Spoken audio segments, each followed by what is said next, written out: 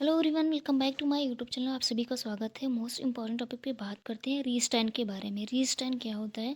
जब patient hospital में आता है तब पेशेंट को कैनुलाइजेशन कर रहे होते हैं या फिर फोर्स लगा रहे थे या फिर कोई ट्यूब डाल रहे होते हैं। उस वक्त पेशेंट जो होता है अग्रेसिव बिहेवियर कर रहा होता है ट्यूब के लिए, कैनुला के लिए और फोलिस के लिए या फिर एनी अदर थिंग्स के लिए पेशेंट एग्री नहीं होता है। उस टाइम पे हम पेशेंट को रीस्टैंड कर देते हैं या हाथ और पैर को पेशेंट को टाई करके बाँध देते हैं।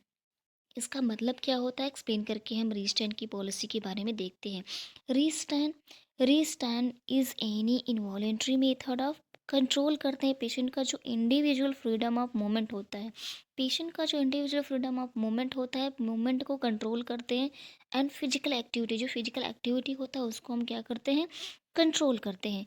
इसका पर्पज क्या है, उद्देश्य क्या होता है बच्चा, देखते हैं पर्पज क्या होता है। उद्देश्य क्या होता है, to keep patient from pull out the tube. Patient क्या होता है, ट्यूब्स जो लगा होता है पेशेंट का, एटी ट्यूब हो, कैनुला हो गया, ये फिर अदर्स जो ट्यूब होती है पेशेंट राइस ट्यूब को क्या करता है, पुल आउट कर देता है, बाहर कर देता है। इसके लिए हम रिस्टर्न करते हैं पेशेंट को। सेकंड थिंग्स क्या है, to keep patient from having bed falls. Patient bed फॉलते हैं, रिस्टर्न से प्रिवेंट करते हैं पेशेंट ताकि बेड से फॉल ना हो। इसके लिए हम क्या करते हैं, पेशेंट को रिस्टर्न करते हैं। थर्ड थिंग क्या है, to keep patient from moving after surgery. क्या करता है पेशेंट को ताकि सर्जरी से मूव ना कर सके, इसके लिए भी हम पेशेंट को रिस्टैंड करते हैं। फोर्थ देखते हैं page two, keep showing abnormal behaviour.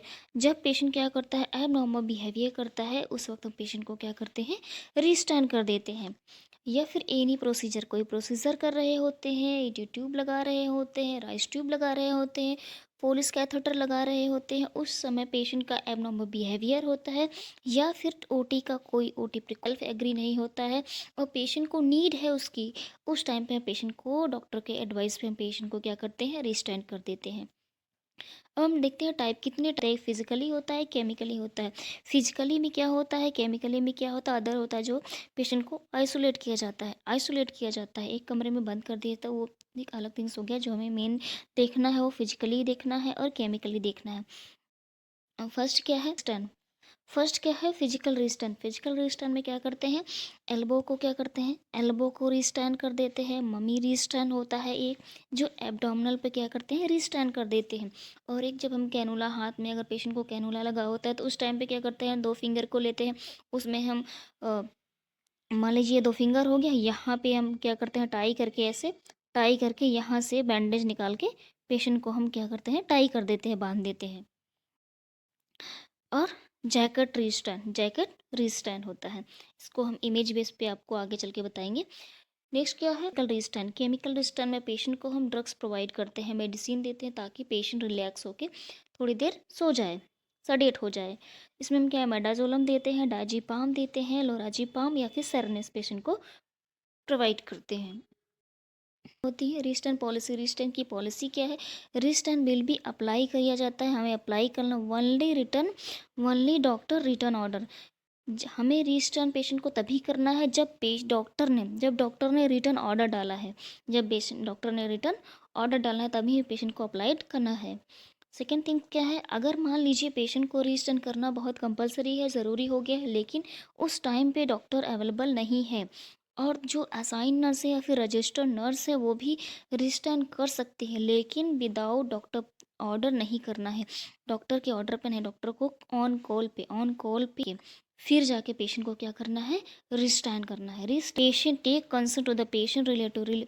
Patient के रिलेटिव से आपको कंसर्न लेना है कि आपके पेशेंट को हम रिस्टैंड कर रहे हैं, क्यों कर रहे हैं, रीजन, ताकि पेशेंट को कभी कभी पेशेंट बहुत अबनॉर्मल बिहेवियर करता है, पेशेंट को हम जो रिस्टैंड करते हैं वहाँ पे हार्म हो जाता है। और अटेंडर को जब इस बात की पता चलती है तो उन्हें बहुत पेशेंट भी एबनॉर्मल बिहेवियर करने लगते हैं स्टाफ के साथ में। तो इसलिए हमें पेशेंट की परमिशन लेना बहुत ज़रूरी होता है, कंपलसरी होता है कंसर्ट लेना। हमें ओरल या फिर वर्बल कंसर्ट नहीं लेना है, हाँ ठीक है, नहीं, आपको उनसे एक कंसर्ट होता है, कंसर्ट पे पेशेंट के रिलेटिव से आप क्या करिए, सिग्नेचर उनकी साइन ले लीजिए, उनकी परमिशन ले लीजिए, उनकी परमिशन लीजिए होता है। पेशेंट का जो कंसर्ट होता है, जो आपने कंसर्ट ले लिया है, ओनली वैलिड होता है 24 आवर्स 24 घंटे के लिए वैलिड होता है। अगर आपको 24 घंटे के बाद फिर से पेशेंट को रीस्टैंड करना है तो आपको दोबारा से कंसल्ट लेने की ज़रूरत है। अगर आपको ये वीडियो अच्छा लगा हो तो लाइक से सब्सक्राइब कर दीजिए, ताकि मैं नेक्स्ट वीडियो ऐसे ही इस चैनल पर मैं ऐसे ही वीडियो डालती हूँ। तो थैंक यू सो मच, मिलते हैं नेक्स्ट वीडियो में।